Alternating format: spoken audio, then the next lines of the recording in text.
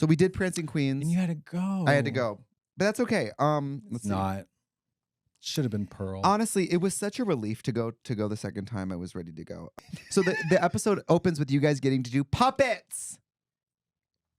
The puppet challenge. I hated this. I've never gotten to do this. It's can I tell you as a viewer, it's fun and funky. Yeah, it was not a great funny group. No, puppets. I biffed it. It was horrible. I hated it. Somebody had a Katya puppet and it just said, "I'm gonna go smoke meth." Thought that was a little fierce. Was that Violet? I think it was Violet. Yeah, that was funny. I was like, come on, I'm so easy. You know what I mean? I hated that challenge so much. I felt so stressed out. Also, that was the beginning of my mentee B. Yeah, I wrote here, my note says puppets flopped. Oh, it kind of flopped. It was a huge flop. And you got to realize, folks at home on the 405 and the 110, if it flops on television, that's the best. Girl, that's them editing and adding sound effects. Yeah. That's the best they could come up with. So there's a lot. Like people say, I want to see the uncut version. I was like, no, you don't. No, you don't. You don't. Because it's very bad. Our guest judge is Santino Rice.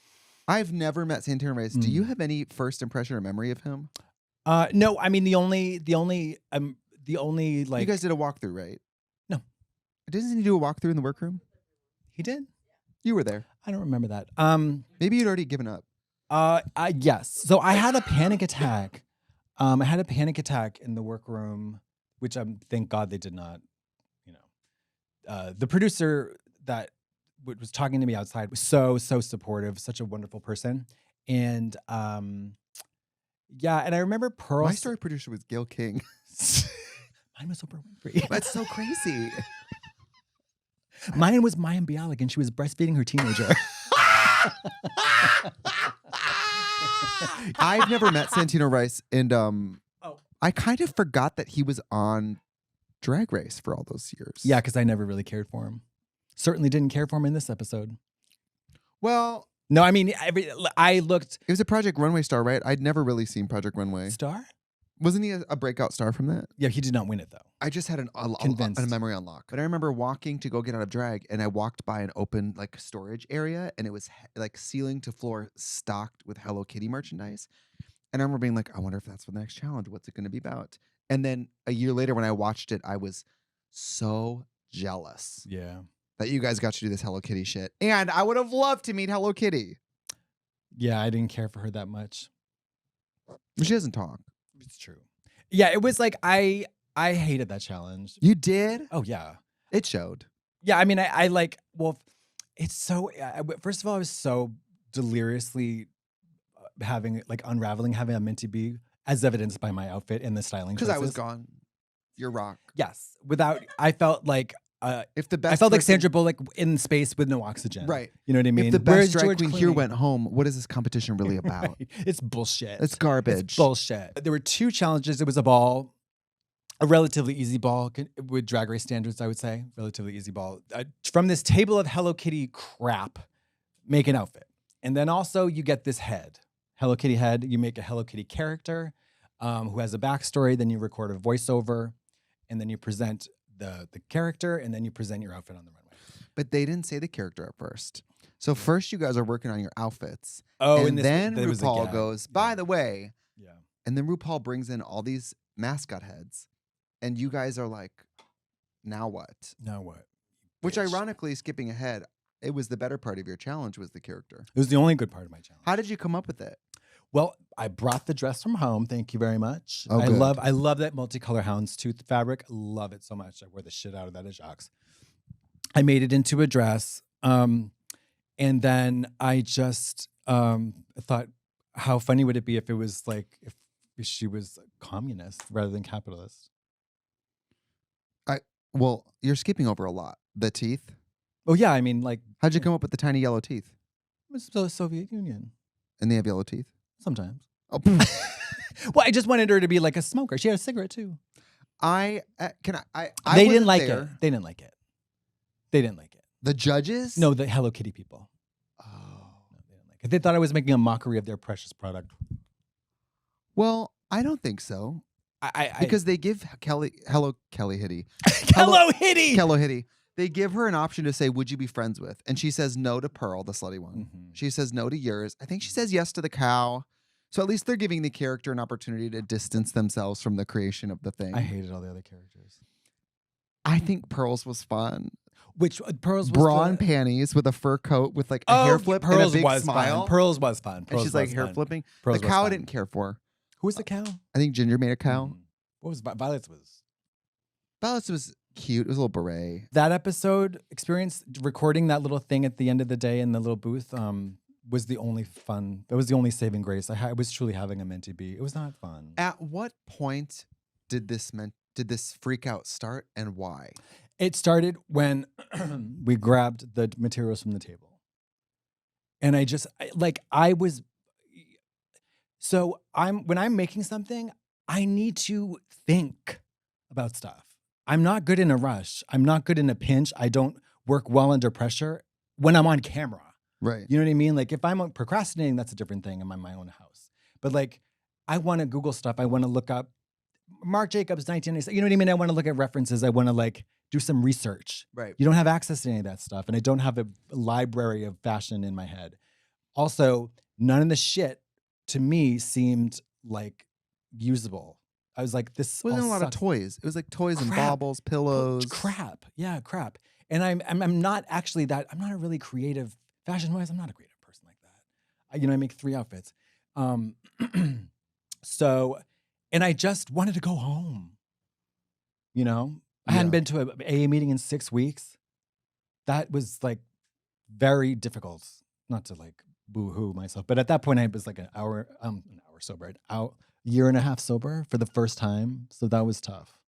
And I was like unraveling.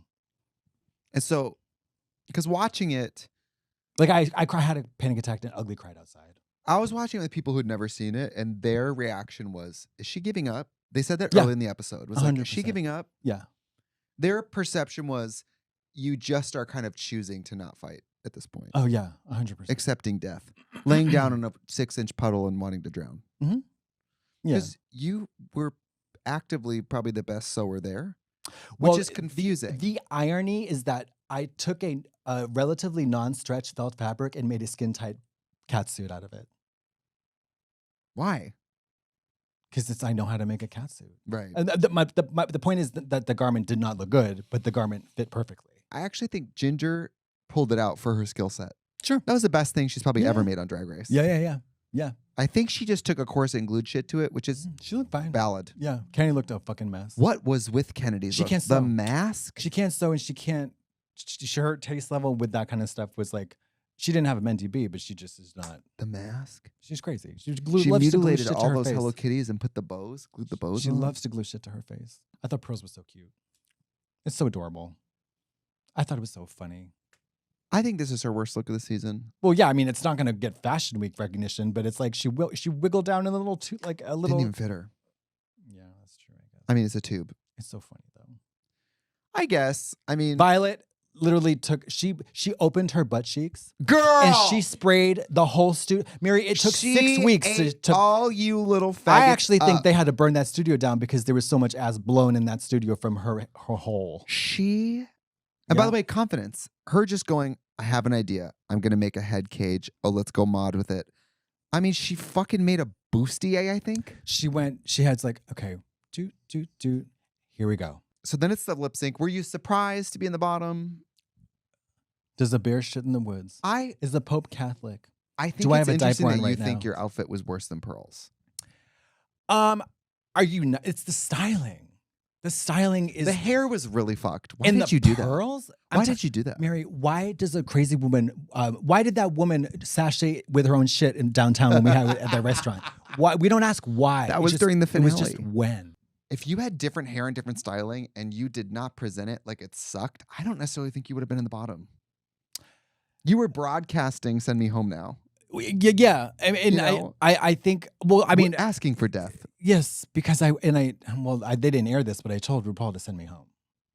Not a great strategy to win. I was so naive and I was like, I was like legitimately struggling. So I made a comment that I didn't realize, I think ethically they cannot use this. But I said like, I'm freaking out. I haven't been to a meeting. I'm like really struggling. So it's like, basically I was like, Well, they edited that to RuPaul going, you know, Yeah. you know, But like, Raven Simonier. They just did that over it, you know. yes. But it was like, and I felt, I was like, oh God, I'm so embarrassed. Like, no media literacy or training. You know what I mean? I was like, I don't think you have to be embarrassed. No, I no, no, think no, no. it is at the end of the day reality TV, and your obligation as like a cast participant is to operate from a place of honesty. I don't think an audience will ever read that as bad. No, I mean, I couldn't, to a fault, I couldn't fake it, girl. Well, it's crazy that you lost a lip sync to Kennedy Davenport and I haven't.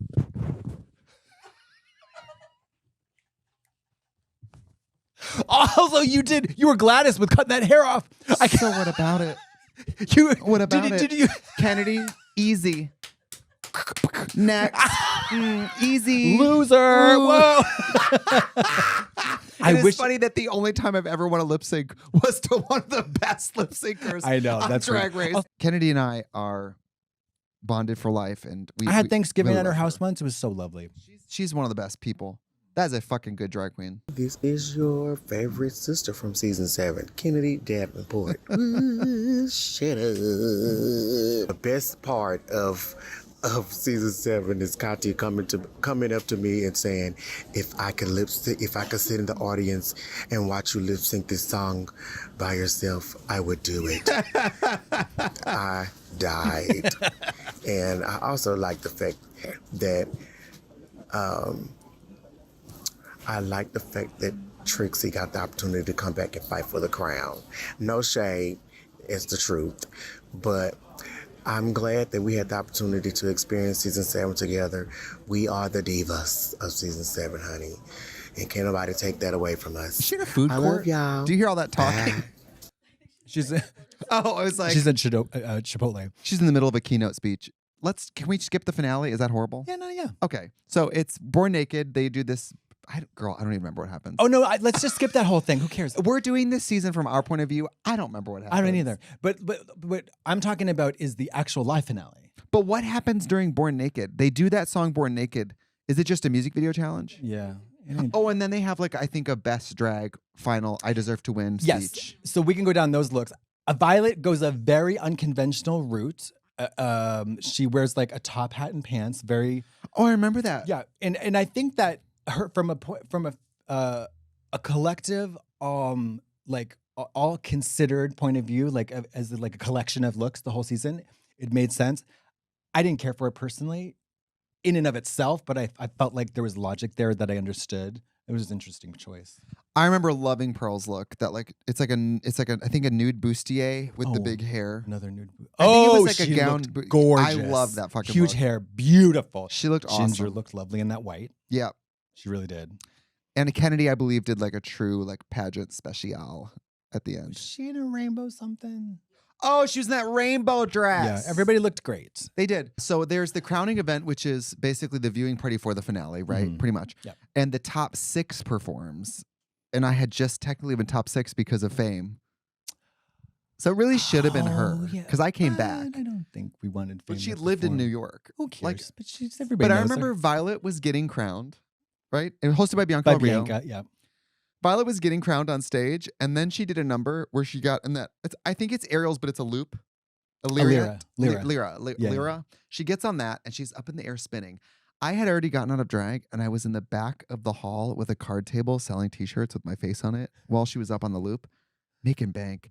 And I remember people used to make fun of me on season 7. They'd be like, "You're the merch queen, girl. You always got to sell your shit." It's like, and I always will. Yeah. Okay. Yeah. Sorry, I live in a mansion, and RuPaul stamped me the most richest drag queen in the world. But also, it just goes to show you. To me, it was like, I know we're all supposed to be Queen Boop, but I don't have an assistant or any help. And if there's fans of mine here, I'm going to go set up this card table. Also, and so I'm watching her up on the loop spinning while like swiping people's like cards.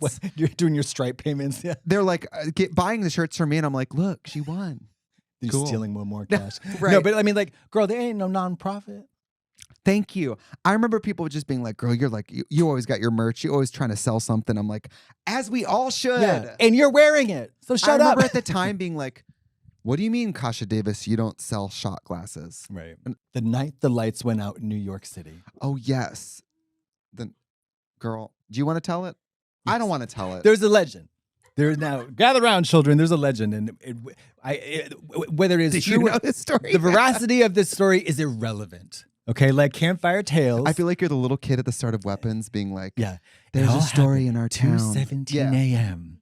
Actually, it probably was around that time. Yeah.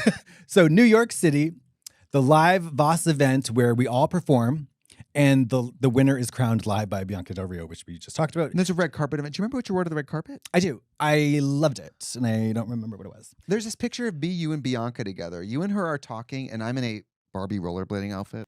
She's out selling merch, and she's slinging her wares, and it gets time to announce the winner.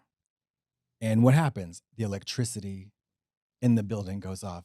3, 2, 1. The winner of RuPaul's Drag Race Season 7 is the lights go out. Legend has it, the huge check was Scooby-Doo swapped in a flash. And a name was scribbled out. And another one, the check was swapped. And then another name was scribbled in. Violet Chachki received the check, the winning check. I've always wanted to receive one of those big checks. Like Happy Gilmore. Do you know what I mean? Yeah, I don't think those are the checks you bring to the bank, though. I would. Also, do you remember when RuPaul was about to announce the winner and called you? Oh my God, the Golden Girls fake out. Yeah. So there, oh Jesus Christ, sorry, I didn't rewatch this. Because everybody, So they were not prepared for the fan reaction for me. Like they just, nobody was. It didn't make any sense. I'm still not. Yeah. I don't see it. You suck. No, but like they, like the idea that Katya was robbed was not on the table at all. Not in the room. No, gosh, no. But because I was used so much Robbed of a childhood. You know, like yeah, robbed of a challenge win, or like I used so much in the confessionals, whatever, that I was liked a lot, and it wasn't Miss Congeniality. Was like, what do you call it when they're just like a fan favorite? That's it. Theron was like, hey, we want to do this gag. And I didn't know the reference, and I actually still don't. I don't either. It's a Golden Girls reference, I suppose, I guess. And it's like a fake out. And I remember the audience going nuts. And Violet being like, what the fuck? And then she had her crossbow. Oh yeah, she was ready to she was like this. And if Violet has a crossbow, Ginger has a bomb. Yeah, and Do you know Pearl what I has a flamethrower up her ass. Yeah. Right. She's got a jetpack on. She's gonna Nothing beats a Jet 2 holiday. Now you can save 50 pounds per person.